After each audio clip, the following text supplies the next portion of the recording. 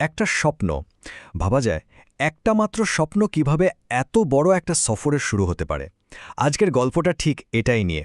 আসুন এই অদ্ভুত সুন্দর জার্নিটার ভেতরে ঢোকা যাক। সবকিছুর শুরু কিন্তু এই একটা কথা দিয়ে। এটা কোনো সাধারণ কথা নয়, বুঝতেই পারছেন। এটা আসলে একটা রহস্যের শুরু, একটা গভীর যাত্রার প্রথম ইশারা যা আমাদের এক অন্য জগতে নিয়ে যাবে।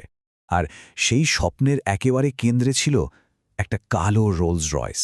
কিন্তু দাঁড়ান, এটা শুধু একটা গাড়ি না, এটা ছিল এই পুরো গল্পের একটা সিম্বল, একটা ফাইনাল সত্যিকারের গোল।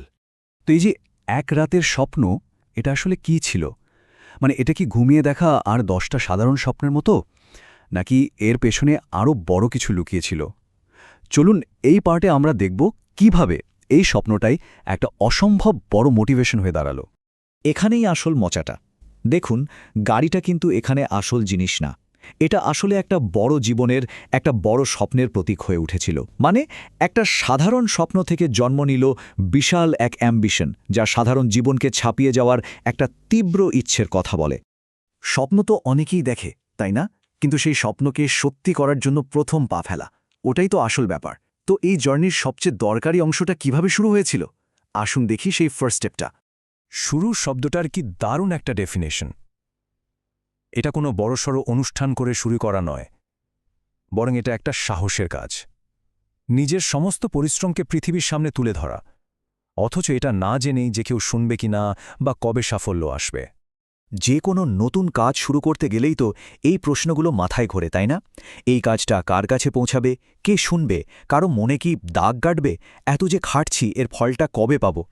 এই সমস্ত অনিশ্চয়তা মাথায় নিয়েই কিন্তু প্রথম পদক্ষেপটা নিতে হয়। তাহলে এত সব অনিশ্চয়তার সমাধান কি? উত্তরটা খুব সহজ কিন্তু কঠিন, আর সেটা হলো কাজের প্রতি একনিষ্ঠ থাকা। এখানে স্বপ্নদ্রষ্টা ঠিক এটাই করেন।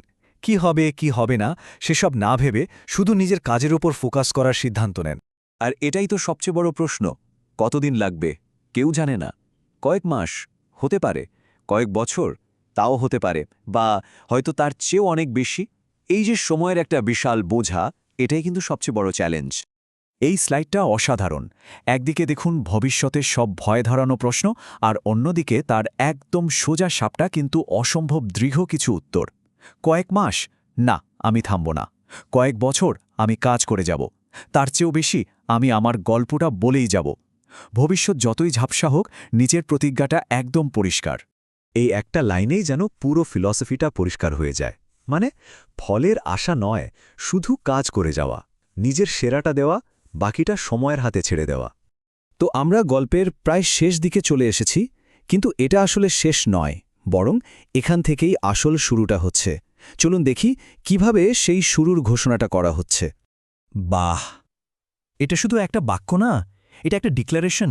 ভবিষ্যতের ওপর বিশ্বাস রেখে, সমস্ত ভয়কে পাশে সরিয়ে রেখে পথ চলা শুরু করার একটা ঘোষণা। আর এখানেই দেখুন পুরো গল্পটা একটা বৃত্তের মতো মিলে যাচ্ছে। এই যে শুরুটা, এটা কিন্তু সরাসরি সেই প্রথম রাতের স্বপ্নের সাথে জুড়ে গেল। এই প্রথম পদক্ষেপটা যতই ছোট হোক না কেন, আসলে সেই কালো রোলস রয়েসের দিকেই এক পায়ে এগিয়ে যাওয়া। তাহলে শেষ প্রশ্নটা এটাই, প্রত্যেকটা বড় জার্নির শুরুটা আসলে কোথায় হয়? এই ব্যক্তিগত গল্পটা আমাদের সবাইকে নিজে নিজের স্বপ্ন আর আকাঙ্ক্ষা নিয়ে ভাবতে বাধ্য করে। কারণ প্রত্যেকটা বড় সাফল্যের পেছনেই থাকে এরকমই একটা স্বপ্ন, আর সেই স্বপ্নটাকে সত্যি করার জন্য নেওয়া ছোট্ট একটা প্রথম পদক্ষেপ।